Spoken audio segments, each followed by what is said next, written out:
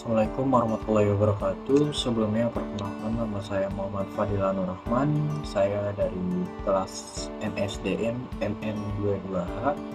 Di sini saya akan mempresentasikan yaitu peran komunikasi efektif dalam mengatasi konflik kerja di lingkungan organisasi.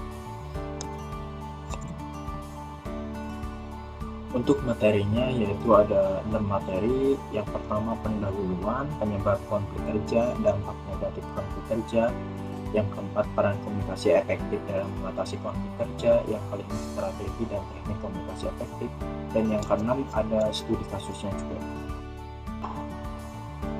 Pendahuluan, di sini ada definisi konflik kerja dan pentingnya komunikasi efektif. Konflik kerja adalah perselisihan atau perbedaan pendapat yang terjadi antara individu atau kelompok dalam suatu organisasi yang dapat mempengaruhi produktivitas, kinerja, dan suasana kerja.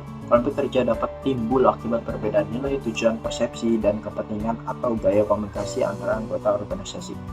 Konflik ini dapat terjadi dalam berbagai bentuk, mulai dari ketidaksetujuan sederhana hingga pertikaian yang lebih serius dan memerlukan penanganan yang tepat agar tidak mengganggu lingkungan. Mengapa komunikasi efektif yang sangat penting terutama dalam konteks organisasi kerja? Yang pertama yaitu mengurangi konflik. Kesalahpahaman komunikasi yang tidak efektif seringkali menyebabkan kesalahpahaman yang bisa memicu konflik. Dan solusi proaktif dengan komunikasi yang baik, masalah dapat diidentifikasi dan diselesaikan sebelum berkembang menjadi konflik yang lebih besar. Untuk yang kedua yaitu meningkatkan produktivitas. Instruksi jelas, karyawan dapat memahami tugas mereka dengan lebih baik jika instruksi disampaikan dengan jelas. Kolaborasi efisien, tim dapat bekerja lebih efisien ketika mereka memiliki pemahaman yang sama tentang tujuan dan tugas mereka. Untuk yang ketiga yaitu meningkatkan moral dan kepuasan karyawan. Hubungan kerja, hubungan antara manajemen dan karyawan, serta antar karyawan menjadi lebih baik dengan komunikasi terbuka dan jujur. Umpan balik positif, yaitu karyawan merasa dihargai ketika mendapatkan umpan baik yang konstruktif dan mendukung. Dan kesimpulan untuk definisi konflik kerja ini yaitu komunikasi efektif merupakan kunci dalam membangun dan mempertahankan lingkungan kerja yang produktif, harmonis, dan inovatif. Dengan memastikan bahwa semua pihak dalam komunikasi dalam organisasi dapat menyampaikan dan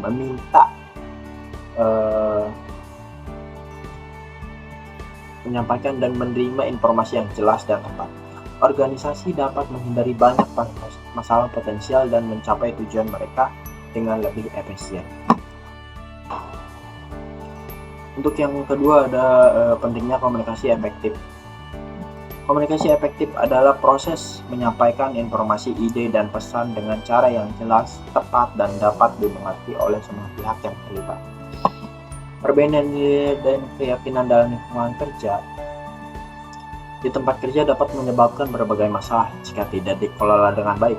Ada beberapa cara bagaimana perbedaan ini dapat mempengaruhi dinamika kerja, yaitu konflik interpersonal. Karyawan dengan nilai atau keyakinan yang sangat berbeda mungkin mengalami kesulitan dalam bekerja sama, terutama jika nilai atau keyakinan tersebut bahkan secara langsung keputusan yang bertentangan. Perbedaan nilai dapat menyebabkan perbedaan dalam pengambilan keputusan. Misalnya seorang manajer yang menghargai kecepatan dan efisiensi mungkin berbenturan dengan karyawan yang menghargai kualitas dan ketelitian.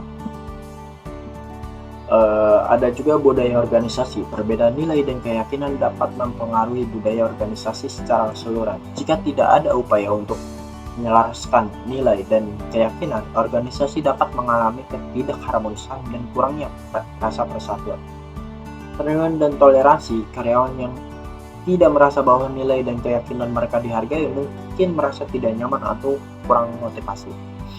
Untuk mengelola perbedaan nilai dan keyakinan di tempat kerja, organisasi dapat mengambil langkah-langkah yaitu komunikasi terbuka, pelatihan keberagaman, kebijakan inklusi, mediasi konflik. Dan untuk kesimpulan dari pentingnya komunikasi efektif yaitu pentingnya perbedaan nilai dan keyakinan adalah hal yang wajar dan dapat memperkaya lingkungan kerja jika dikelola dengan baik. Melalui komunikasi efektif dan kebijakan yang inklusif, organisasi dapat mengubah potensi konflik menjadi kesempatan untuk pertumbuhan dan inovasi. Untuk kesalahpahaman dalam konteks komunikasi di tempat kerja untuk merujuk pada situasi di mana pesan yang disampaikan oleh pihak satu tidak diterima atau dipahami dengan benar oleh pihak lain. Kesalahpahaman dapat menyebabkan konflik, ketidakpuasan, dan penurunan produktivitas.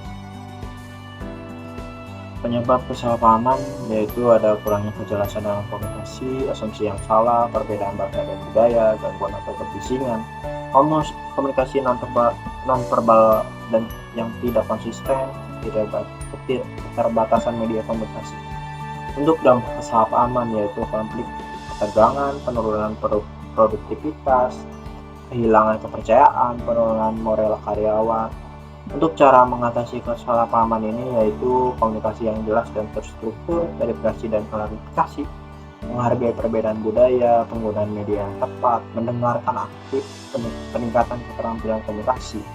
Untuk kesalahpahaman yaitu kesimpulannya yaitu masalah umum di tempat kerja yang dapat menyebabkan berbagai masalah jika tidak ditangani dengan baik. Dengan memahami penyebab kesalahpahaman dan menerapkan strategi untuk mengatasinya, organisasi dapat meningkatkan komunikasi, mengurangi konflik, dan menciptakan lingkungan kerja yang lebih harmonis dan produktif. Komunikasi yang jelas, mendengarkan aktif, dan menghargai perbedaan adalah kunci untuk mengatasi kesalahpahaman. Untuk yang perbedaan gaya komunikasi yaitu perbedaan gaya komunikasi merujuk pada variasi dalam bagaimana individu menyampaikan pesan dan berinteraksi dengan orang lain.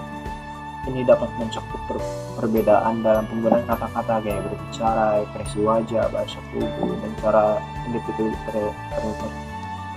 berinteraksi dengan lingkungan sekitarnya. Untuk materi yang ketiga yaitu dampak negatif konflik kerja.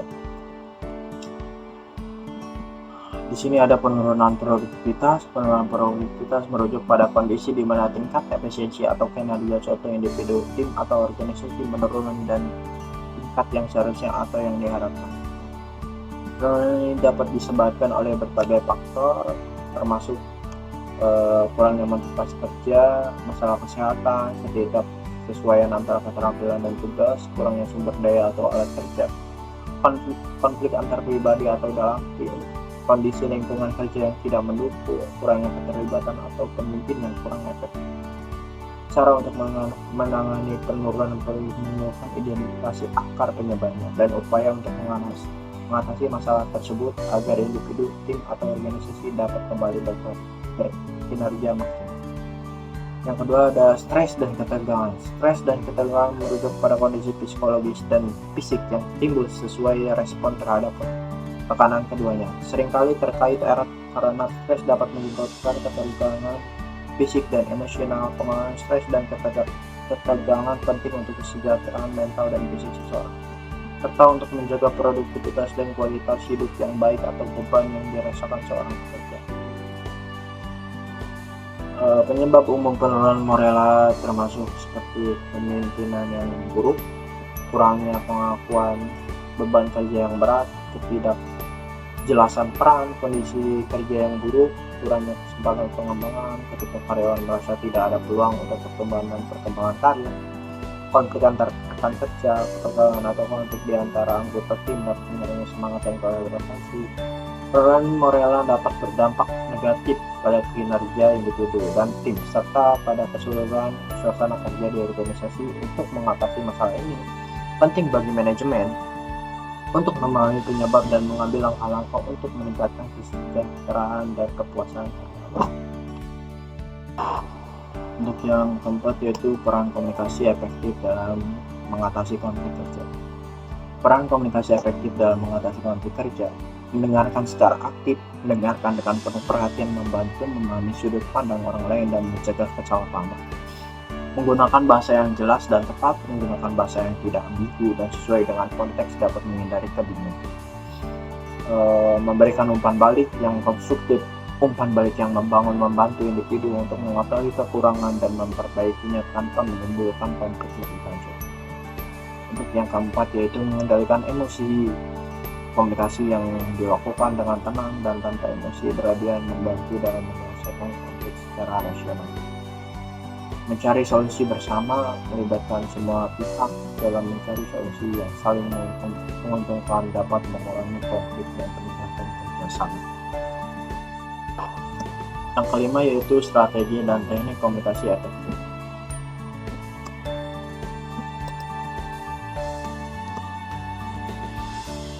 Strategi dan teknik komunikasi efektif yaitu ada dua: pendekatan kolaboratif. Pendekatan kolaboratif adalah metode di mana individu atau kelompok bekerja bersama secara aktif untuk mencapai tujuan bersama. Dalam konteks ini, setiap pihak berpartisipasi secara setara, berbagi ide, sumber daya, dan tanggung jawab. Pendekatan ini sering digunakan dalam berbagai setting, termasuk dalam penyelesaian masalah, pengambilan keputusan, dan manajemen proyek.